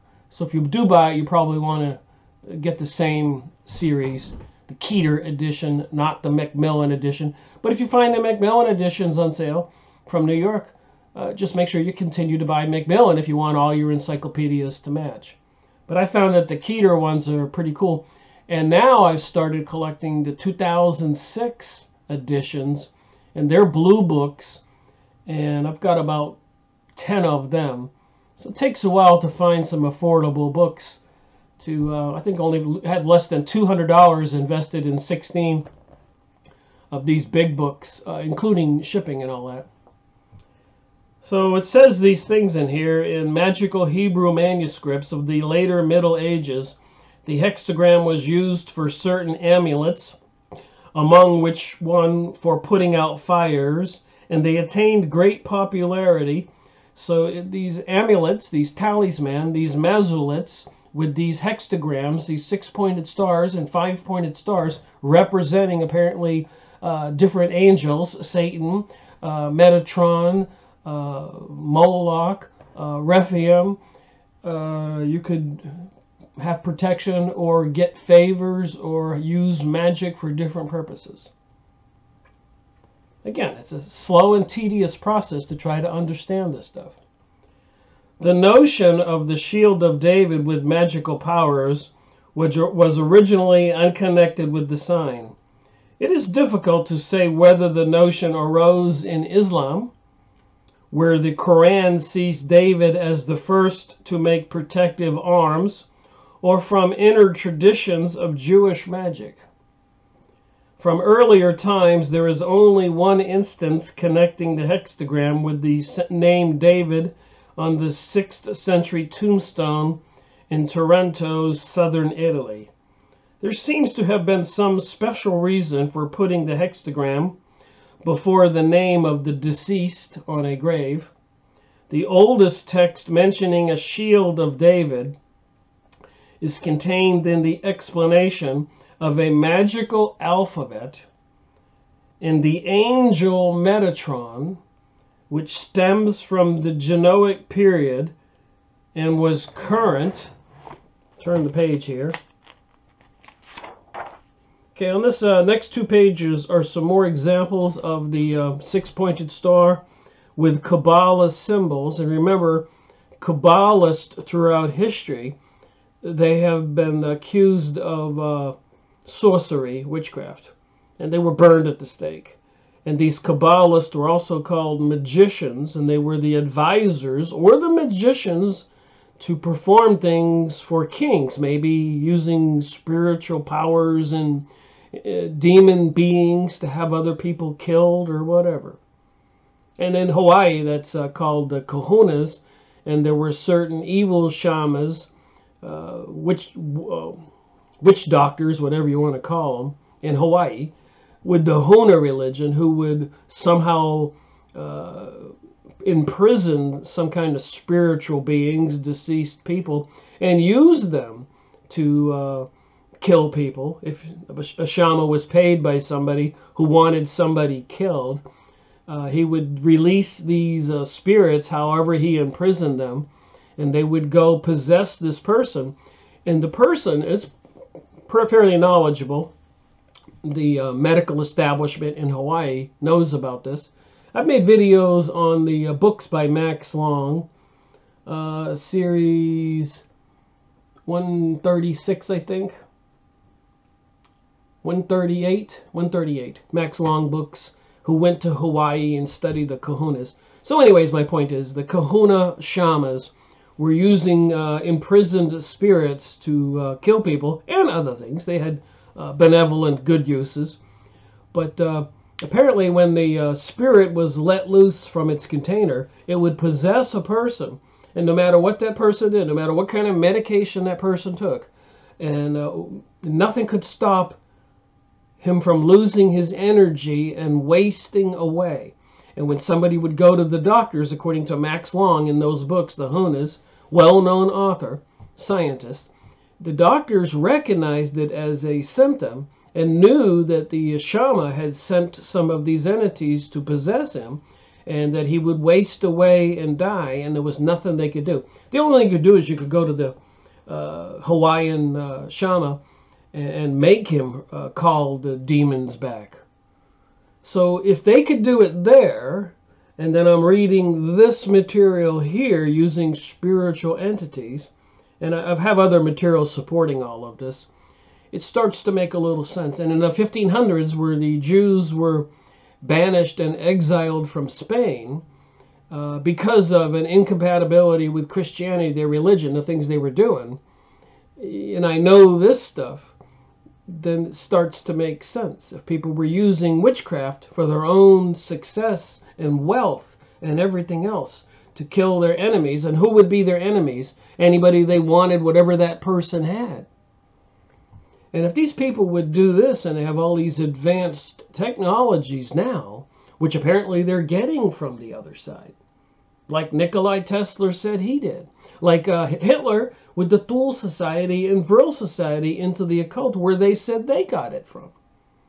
Psychic research has been going on a couple hundred years. And apparently the people who control our worlds are well advanced and educated on these different kinds of knowledge.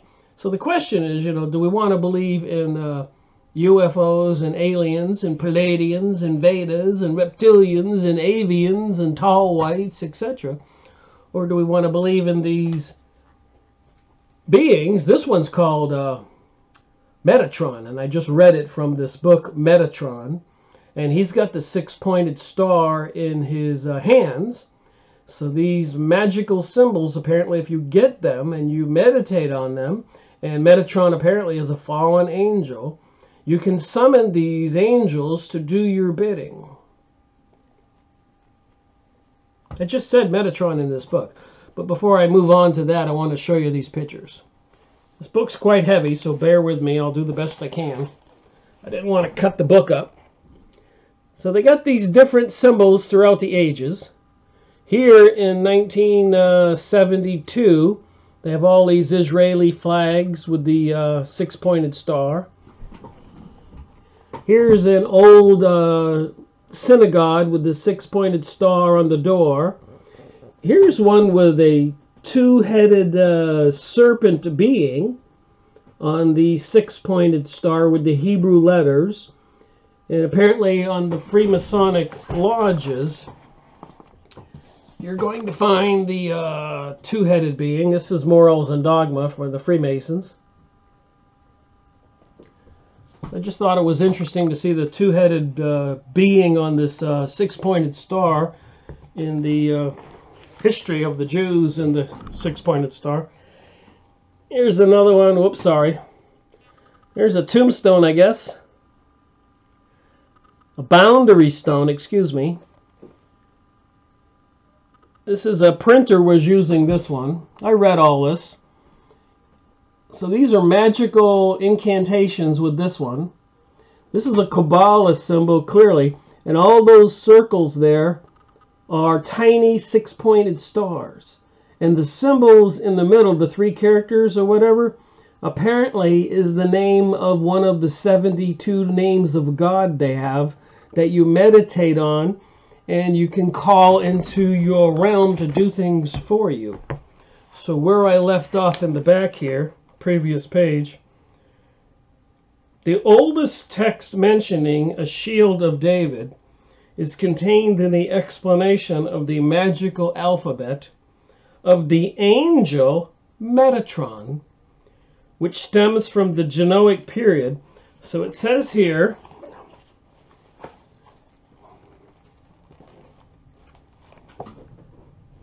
on the bottom, from the angel Metatron, the mentioning the shield of David is contained in the explanation of the magical alphabet of the angel Metatron, which stems from the Genoic period. So you have the six-pointed star. You put the name of Metatron in the middle of it, and you meditate on it. And apparently, Metatron can do things for you. And of course, the first commandment in the Christian Bible is, "Thou shalt have no other gods before me."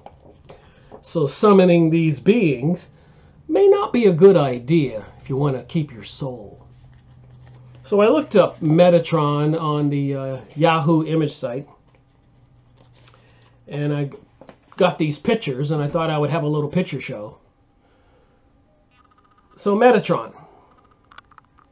Take your amulet, wear it around your neck, hang it by your door, meditate on it, and you get Metatron. And I didn't click all the links to these pictures. When you look up Metatron on Yahoo Image and click the link, this one has all these eyes.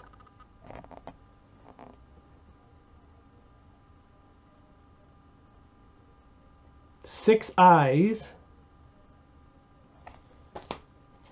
So I look at these pictures and it kind of educates me a little bit. Maybe some kind of association. I can figure out what's going on. What do you suppose this guy's doing? See if I can do this better left-handed.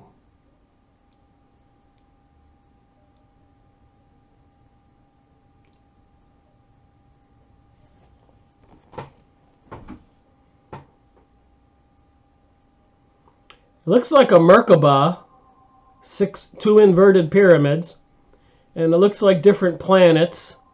Certainly something out there. The cube in the middle.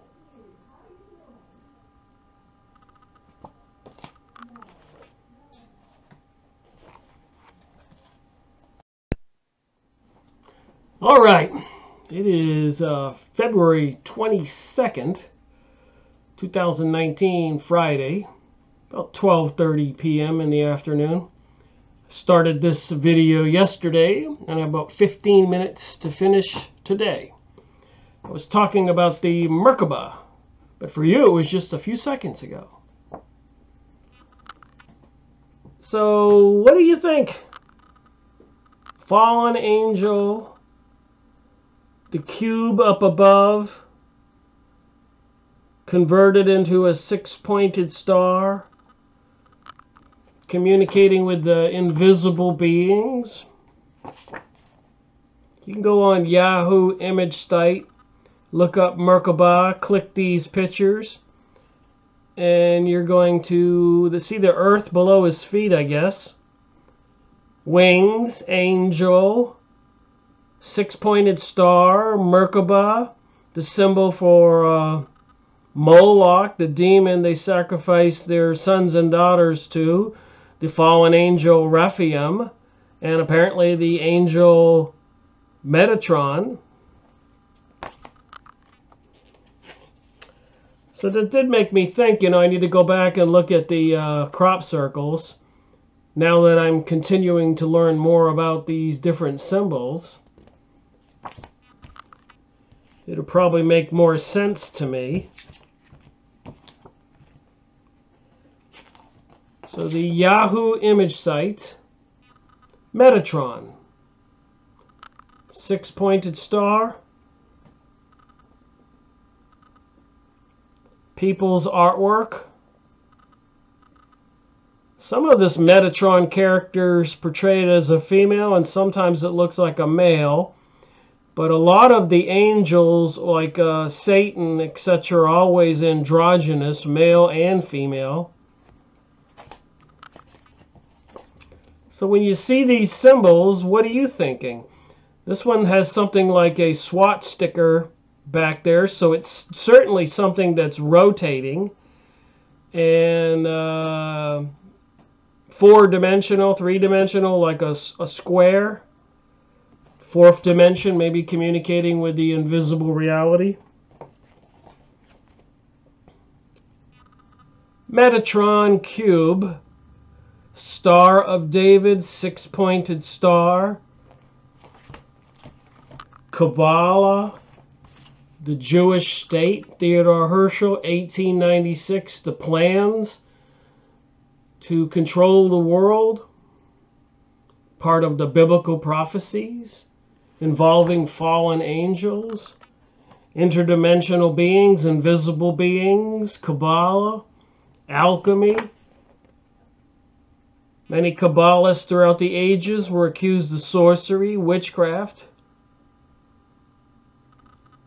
So I'm not trying to portray this as a negative or a positive thing. I'm going where the evidence leads me, and my zoom on this camera doesn't work well. There's a human shape behind the six-pointed star, Merkaba, Metatron symbol.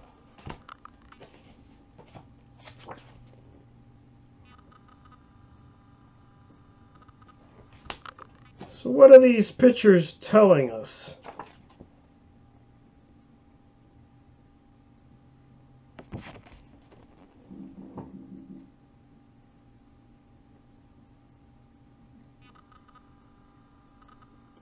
Looks like a gruesome little being on the bottom.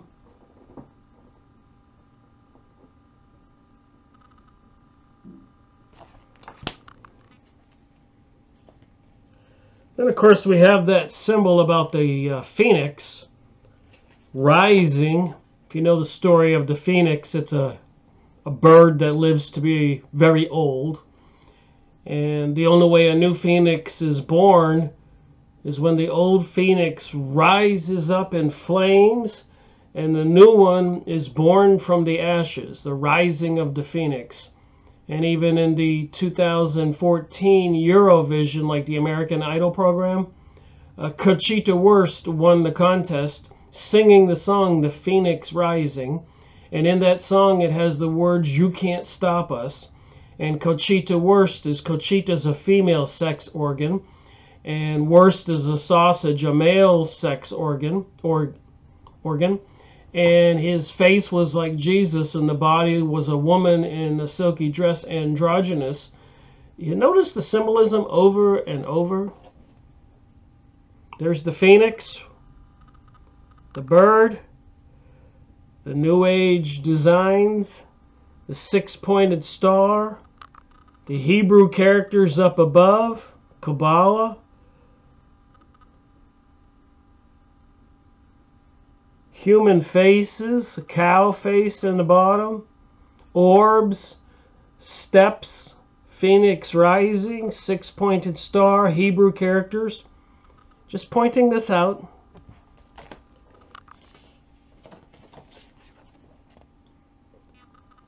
Some kind of sacred symbolism here with the crystals and the feathers, six-pointed star, magic, crystals, energy, six-pointed star, six-pointed star.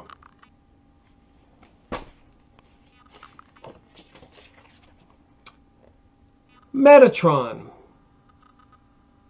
fallen angel, mentioned in many of the books, I believe even the Book of Enoch in the Bible, etc.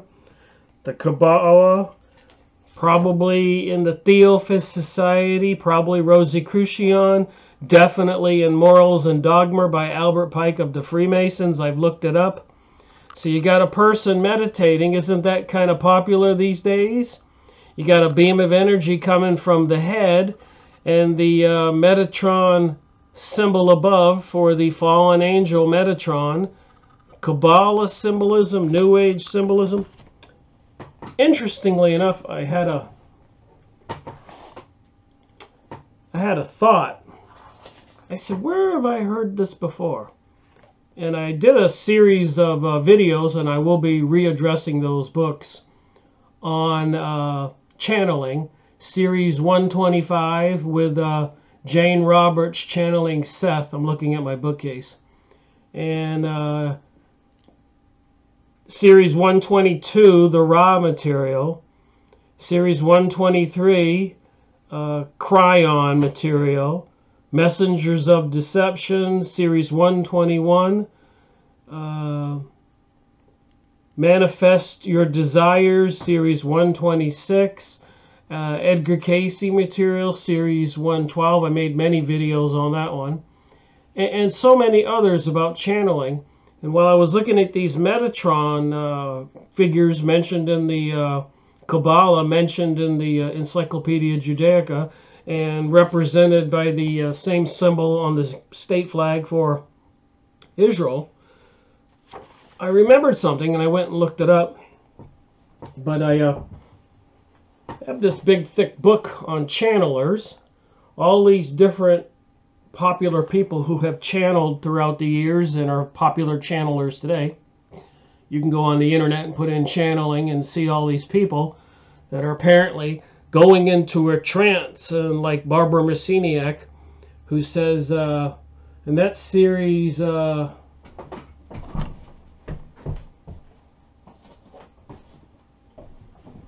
60, and she's the one who has a little Merkabah, the six-pointed object, two inverted pyramids. So it's actually something that looks like a stone or a crystal that turns around.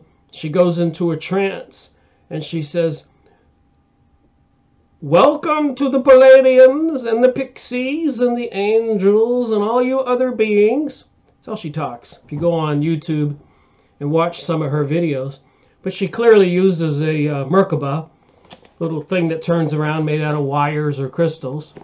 And this is a couple of her books. The Palladian Keys to the Living Library, Barbara Marciniak.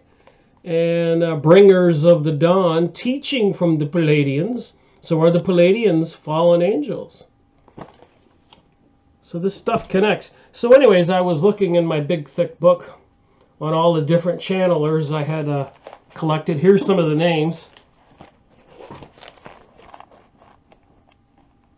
Lee Carroll, Cryon, Ernest Norman, different kinds of names. H.P. Blavatsky, Zeta Talk, Lee Carroll, world's top channelers. Well, anyways, my point is, so I have to go back into this, and it probably will make more sense to me in the future. But one of the beings, Master Hilarion, igniting the passion within the sacred school of Omna. But one of the beings that they're channeling is in this book here. On the top there, Archangel Metatron. Below that is Archangel Michael, Archangel Josephine, Archangel Hope, Archangel Raphael or Rephem or whatever, Uriel, Zokiel, Arcturus Index, Ascended Masters, Celestial Unicorns, Celestial Beings, Celestial White Beings, and I'm thinking about all the tall white aliens. So this channeled material, this tells me, it seems like they're channeling these fallen angels. I went through the book looking for Metatron, and here's one: channeled messages of light and love to empower transformation. And you can see on this one, second one down, is channeled message from Archangel Metatron.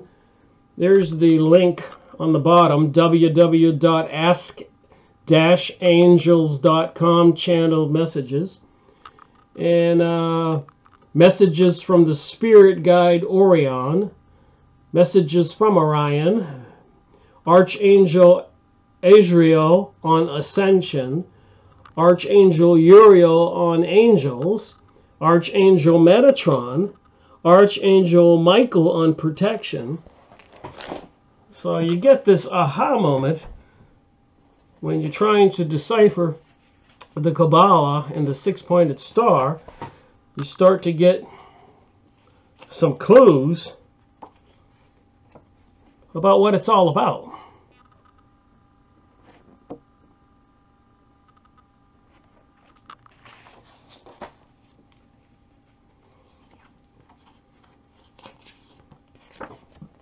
So who are these beings?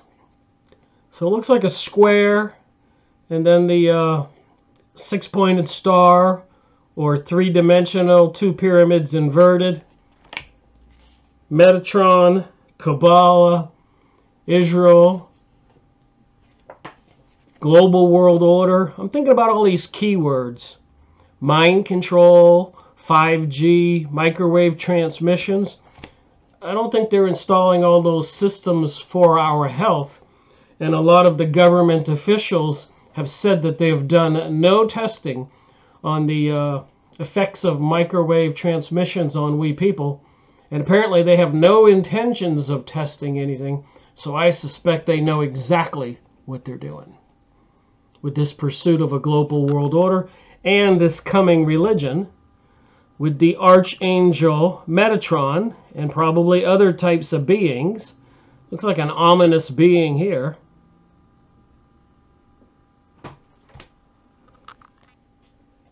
So you can go on Yahoo image site. Archangel Metatron. Am united with the source of all goodness, love, and creativity.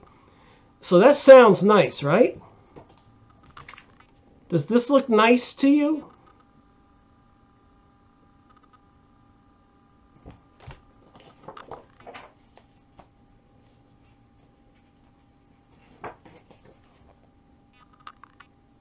Archangel Metatron, Kabbalah, Encyclopedia Judaica, all these different places channeling. Did you wonder what this new world religion is going to be about? Apparently an amulet, something you can wear. So not only can you wear it, put it in front of your door and other symbols, but it's on the Israeli flag. A lot of people are falling into this New Age teaching. They probably know not what they do.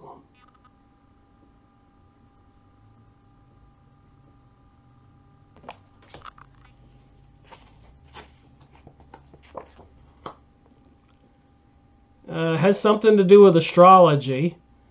The constellation, Capricorn, Aquarius, transform, return, reward, ordeal, approach, trials, accept, refusal, mentor, call, home, elixir.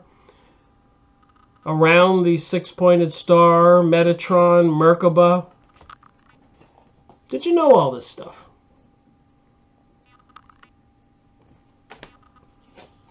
Here's one, the Yahoo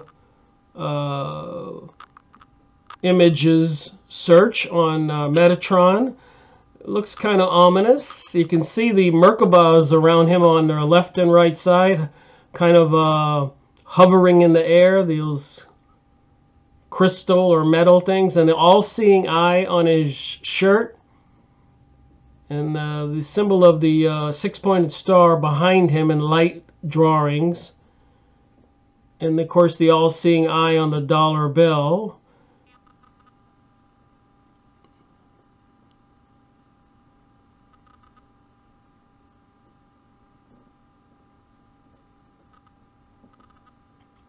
Does it make you think and ask yourself, WTH, what the heck is all this about?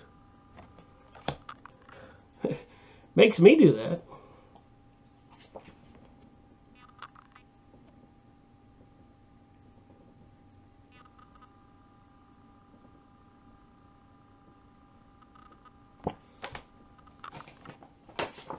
New Age, chakras, Metatron, Merkaba, wings, Archangel Metatron, call upon me to clear and open your chakras using sacred geometric shapes.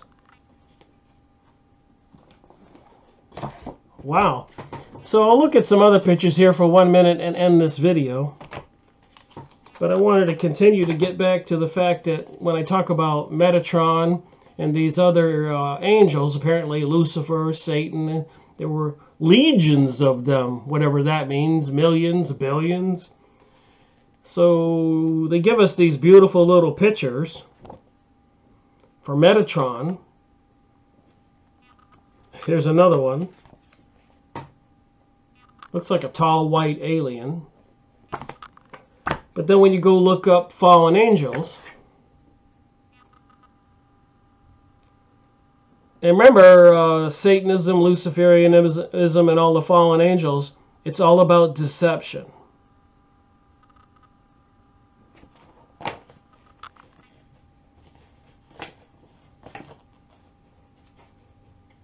Plenty of renderings or drawings about the fallen angels being cast out of heaven throughout history.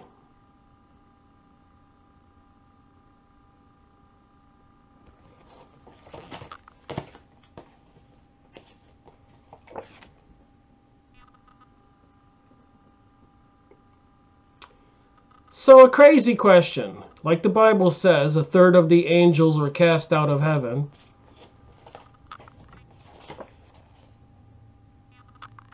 And apparently they could be the entities that are part of the Kabbalah and channeling that are giving all this wonderful advice to humanity, which apparently is also bringing us all this sinister technologies and world wars and 911 with the occult symbolism. What would a rational person think when they put two and two together?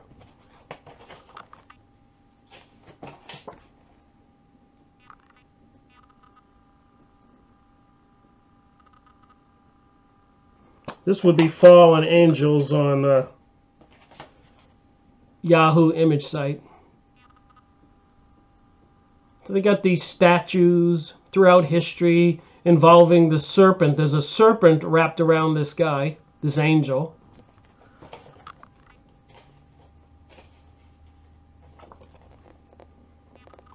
So what are we talking about? Fallen angels? Not quite sure which way this picture goes. Fallen angels and their leader, the dragon.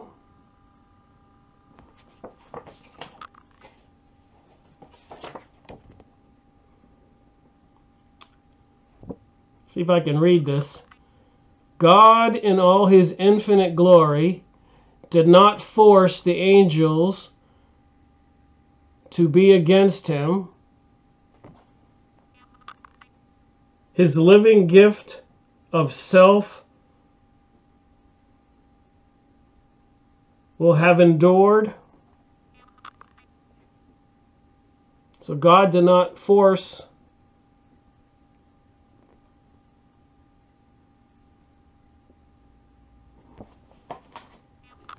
the angels to rebel in heaven. What's that have to do with earth? Looks like these angels are shaking their fist, and they're, at least the leader is, and the rest of them are covering their eyes and falling.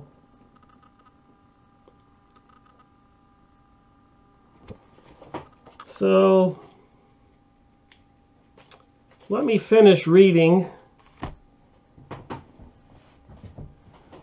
this one paragraph from the Encyclopedia Judaica regarding this topic.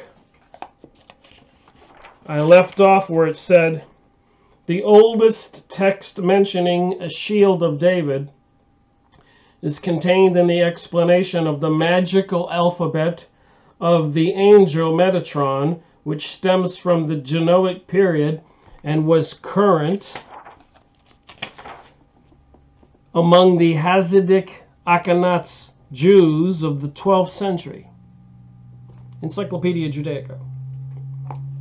But here it was the holy name of 72 names, which was said to have been engraved on their protective shield, together with the name MKBY, which the tradition of the magicians, what's a magician? Would a magician be a witch, a sorcerer, a Kabbalist? Tradition of the magicians connected to Judah Maccabee, that's a group of Jewish peoples. In cognate sources, this tradition was much embellished. The name of the angel Taphion, one of the names of Metatron, was added to the 72 holy names, and indeed an amulet in the form of a hexagram, six-pointed star. With this one, name became one of the most widespread protective charms in the medieval and later manuscripts. From 1500 onwards, the name Shaddai was often substituted for the purely magical one. This must have provided the transition to the use of the term Magen David for the sign. So we're talking about the six-pointed star on the Israeli flag. We're talking about this book, a plan in 1896 to bring about the state of Israel, and things in this book that saying that they're producing more intellects than I guess other people's, and they're not being able to realize their full intellectual capabilities or powers, because 99% of the people on the planet are probably hating them and are anti-Semitic. And I was reading in the my research, and I did some searching, but apparently in Britain, the Labour Party now, these days, are publicly being called anti-Semitic because they're opposing some of the things that Israel's doing to the world, and they're probably also waking up to the global world order elites and all the other things they're doing, dumping chemicals in the sky and artificial intelligence and mind control and surveillance systems. So anyways, they're accusing in the news these days, please go look it up, the Labour Party, like the Democratic Party in the United States, of being anti-Semitic. So the whole political party is being accused of being anti-Semitic. And in the United States recently, they're accusing the Democratic Party of being anti-Semitic. It's mainline news in the newspapers, and they're calling on Nancy Pelosi and other leaders to do something about it, or it's going to be the destruction of the Democratic Party. So they are forcing these legislations in the United States and in Europe, and I'm sure all in the other countries, to take strong action against anybody who speaks negatively about the state of Israel, Jews, Zionism, and everything.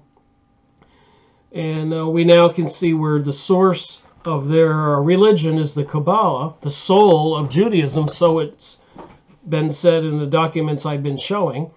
And apparently they mention the being Metatron, which is represented by the six-pointed star, or the two intertwined pyramids forming some kind of a three-dimensional device called a Merkaba. And apparently it involves Metatron, who is also one of the fallen angels.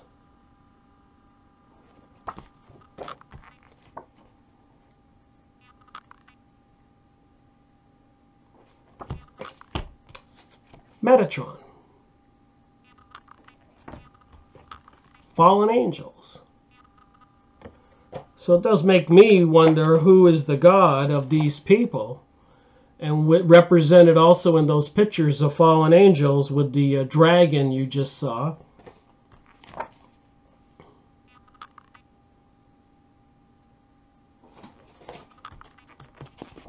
These are more pictures with the fallen angels.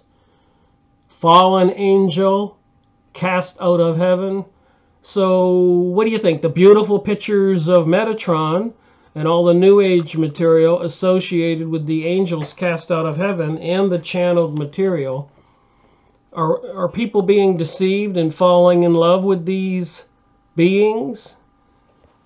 Is there some kind of empathy and compassion being felt for the fallen angels? These pictures you can find throughout history. So everybody throughout history knew this. Probably largely the people who don't know it are the people today who have been mind controlled and dumbed down, and they're demonizing Christianity and religion, trying to bring us something new.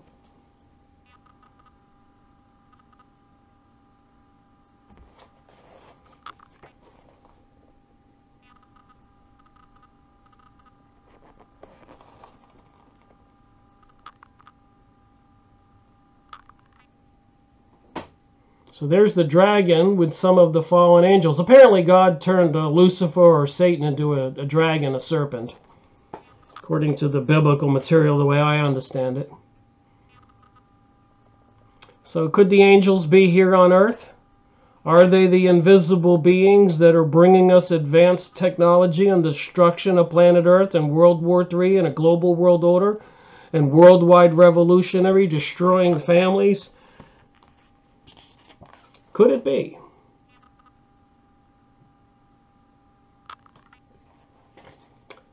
Thank you for watching my video. Rick Miracle reporting.